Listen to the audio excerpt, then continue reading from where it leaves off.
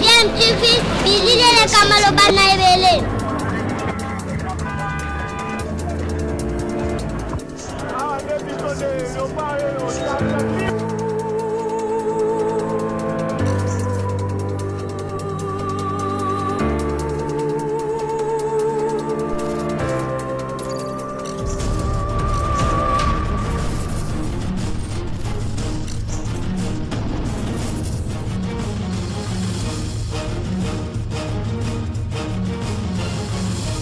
DMTV toujours en avant.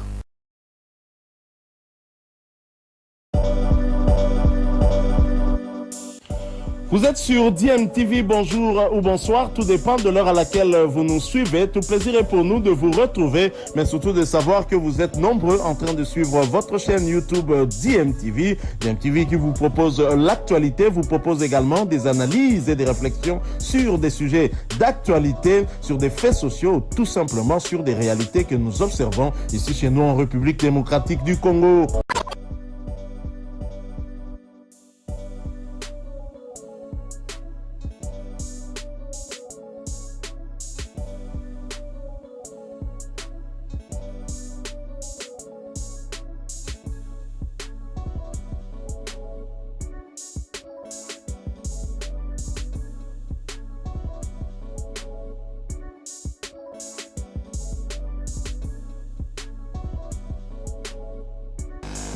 C'est plus que nous croyons qu'aventure dans Bagoueko Simba.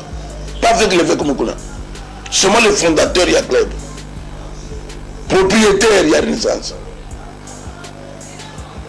Na Lakakibat. Notre Renaissance. Bandeko Balandi ya DMTV. Mbote na bino lelo toyeli bino lisusu masolo kaka ya ndembo ezali moi réflexion concernant kaka football congolais, notamment makambo mazali koleka na équipe oyo ya FC Renaissance. FC Renaissance oboyebi ezali ebotamaki à partir ya ba supporter ya DSMP bazaki na Elikia pe espoir que équipe na bango Eurocom ma société na époque. Donc Maître Toro ou azalaki fondateur ya club wana s'opposaki, et puis il y a eu des divergences d'opinion.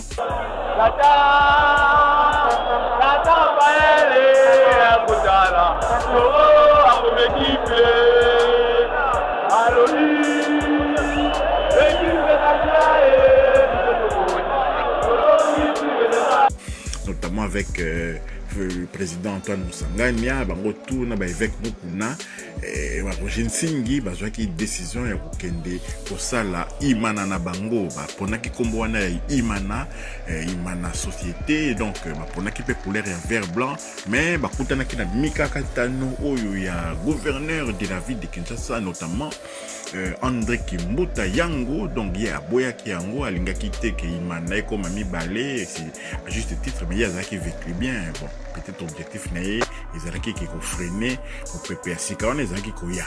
Donc finalement bango ba ponaki nini combo ya FC Renaissance du Congo où ezalaki quand même ancien combo ya imana, enfin dans la création l'époque où Tata Raphaël tango a créé nini équipe na yo wana à partir ya ba élève ya collège Elikia. Donc Isaka FC Renaissance, Isaka Renaissance. Donc voilà, on va lingi bazongi la combo wana, comme ces noms-là n'avaient vraiment jamais vraiment œuvré dans le football congolais. Attends, on va faire qu'on on les a créé. Donc FC Renaissance et Botamaki, et comme les derniers clubs montés Mapembe et Baki Saka couleur ya rouge, venu Isaki idée à Tatouiler.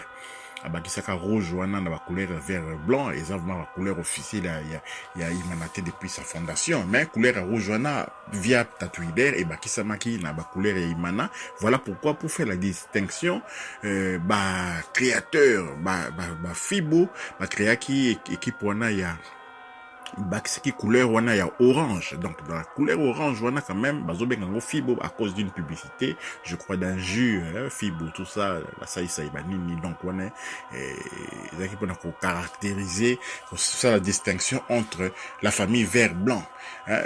Oh ya nini ya Imana et puis famille oh ya fibo ya ba imanien de renaissance. Bazaki omi benga mandengwa nous sommes des imaniens de renaissance. Mais au fur et à mesure, mais au début engouement izalaki bazaki très enthousiaste. Il faut savoir une chose, supporter tout ça comme on est belé wana stade Tata Raphaël et pour la renaissance, bazalaki kaka bangonyo so bautaki imanate. Ba misusu bautaki avec club, dissident pe avec club bazalaki ba déçu ba indigné avec Vita Club bazalaki peu présent à partir il y a finale au Vita Club et Polaki, il y a Coupe d'Afrique, vous vous souvenez, ils étaient contre je crois équipe Monko et Algérie. Alors supporter wana vite tant ba moni mupepe asikeye idéologie moko boye ezali biso tout ezali bana ya Tata Raphaël biso tout na renaissance wana ya kala avant qu'il y ait d'un côté des ringmen et puis de l'autre côté bana veya bango pe ba kotaki na idéologie ya renaissance yango wana bozaki komona renaissance les autres ba plein wana incroyable. On se demandait ba supporter ba nyoso ba utina Imana, on pense pas parce que ce qui Imana yemoko azaki capable était à retourner stade même dans les moments les plus à l'époque pesa o bazalaka makasi wana ya Dering Faucon et c'est quoi au stade Tata Raphaël bazotondi sango bango on a pété et en plus de ça en jouant les PFKIN donc division moko inférieure ben bazotondi ça va ni contre des adversaires kaka ya nengo wana bakuya ba udimu ce qui va dire équipe papa pamba wana et donc les gens se demandaient ba supporter ba uti wap voilà exactement parenthèse pour vous expliquer ndenge que Renaissance on a ezalaki créé ba supporter wana dans leur enthousiasme bazalaki ko tia loboko na poche système ya tono donc neti espagnol moko mabonza bo metono ya munene bazaki ko ya kobwaka mbongo na kati mbongo ezokota ba donateur mususu bazalaki ba Antoine Musanganya wa toyebisaki bino déjà et puis donc il y avait pas que évêque Mukuna. Oh le loi comme équipe on ezali ya ngai ngamutu azali fondateur ya équipe wana ngamutu na bibisa bango nyonso il ne disait pas ba don même ya ba nani ba jeko kumulomba ba don ya ba nani ya ba Lambert Mende ba don ya ba Wivil Moleka nyonso na koloba te ezaka ngai parce que c'est lui qui réceptionnait lui et son fils le valable trésor Mukuna bazalaki ko embrigader ko confisquer mbongo wana avec batona bango ACK. Comment vous pouvez expliquer que secrétariat mobimba ACK quand on a des acquis liés à renaissance et permanence. Donc, vous voyez, ce sont des choses que on devait absolument combattre. Petit à petit, lui a 8 ans, il y a aucun trip, parce que Ezaki staff, on a tout autour, parmi les dirigeants de la renaissance, on a akenaki ko manipuler ba makambo na niveau ya statut pour le comme que le club lui appartient alors que Renaissance est botami na fusion entre Jogari et un club qui jouait na EPFKIN et puis un club moko qui appartenait à Musanganya Matiti Mabe et donc voilà et créé cette formation là de FC Renaissance. Donc Mukuna yazaki na club dini au départ parce que Jogari était là. Fusion et Salemaki entre Jogari, une équipe qui appartient à Antoine Musangana. Comment Yokolo Bagayum, tous les fondateurs et Renaissance. Mais dans les statuts et tout comme au Congo, plus rien ne nous surprend. Et ben il s'est retrouvé que les lois comme Kolobake, club en Wezali Aïe. Alors comme le Kola Yo kanisi que club Ezali Aïe, mais bato bazali Aïe te, bato batamboli na bango, na militaire na il y a la création de l'Athletic Club Fibo du Congo.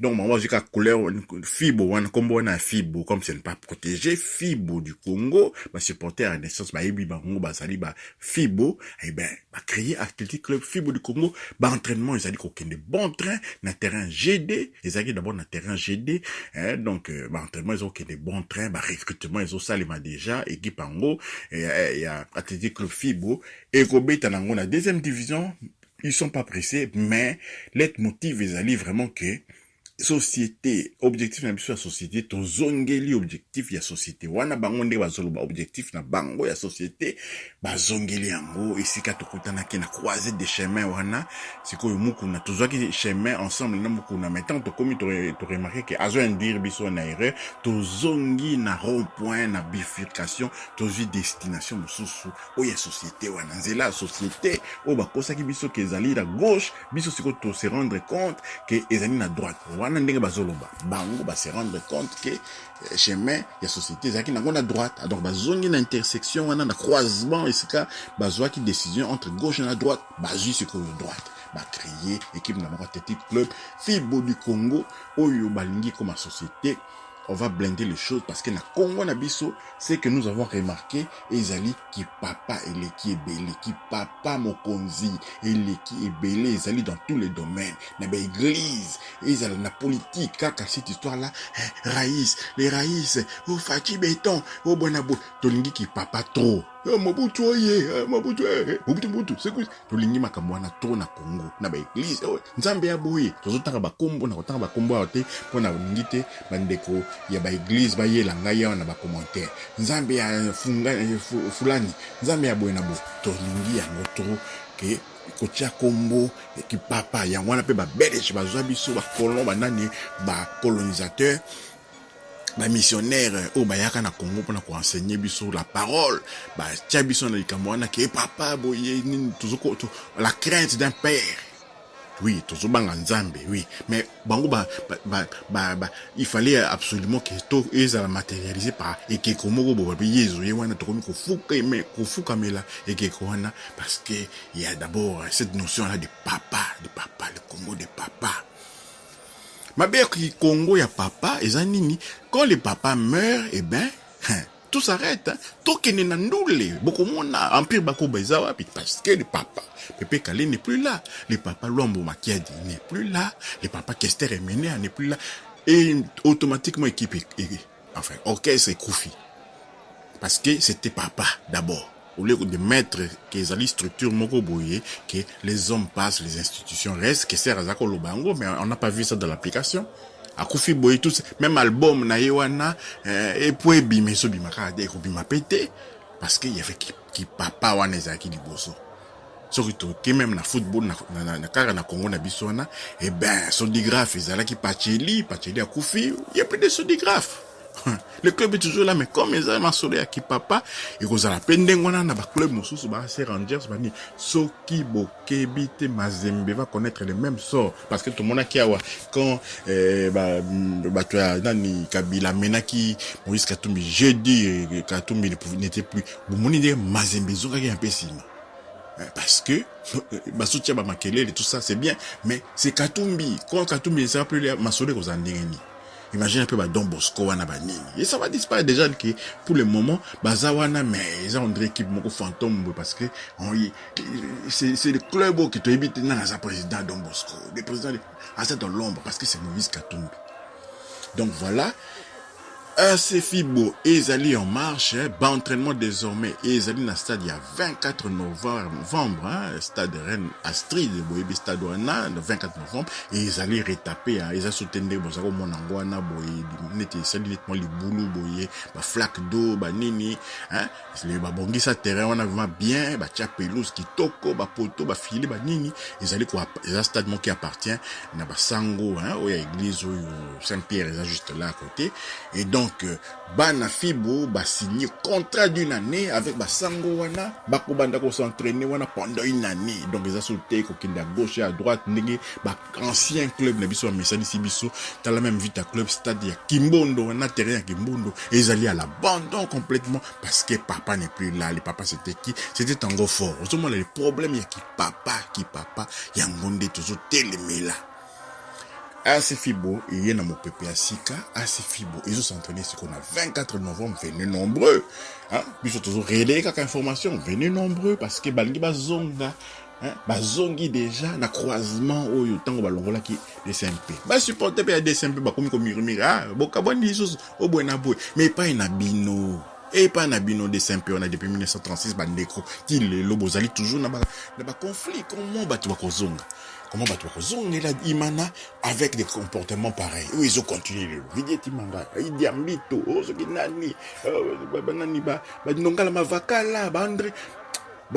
Edombuta. Donc, ça continue ces mêmes désordres-là. Hein? Moutoumso à cause de la Koufi, ça fait 20 ans. À Sekou, à Zongi, Bakouti, man a toujours dans les mêmes désordres. Oh, Dering uni est imbattable. Mais soyez unis. Vous avez unité. Parce que vous avez une vision, kakaya, ngana zalawana, parce que, kanyo, tout le monde, au mikolo, gouvernement, théoké, n'a sango que gouvernement, et qu'on va distribuer, parce que, élection, kalate kozala donc ngai mi fona zala wana na pointe pour ta ba mbongo ne ko manoko ya que ça soit moi qui puisse gérer cela mawa mingi parce que quand le club est en difficulté on ne voit plus personne, on respecte pas les contrats des entraîneurs, des staffs techniques et tout.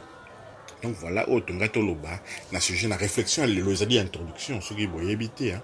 Le club wana ya AC Fibo pe bazape na chaîne YouTube na bango hein, bobeti kaka AC Fibo du Congo pour retrouver chaîne wana, chaîne concurrente parce que nous on est là pour aider l'information hein. On veut que le Congo puisse évoluer bato bazoya na ba makanisi ya sika, on ne peut que les soutenir. Ce qui bosse pe na réflexion oyo beaucoup ko partager en gros bo liker pe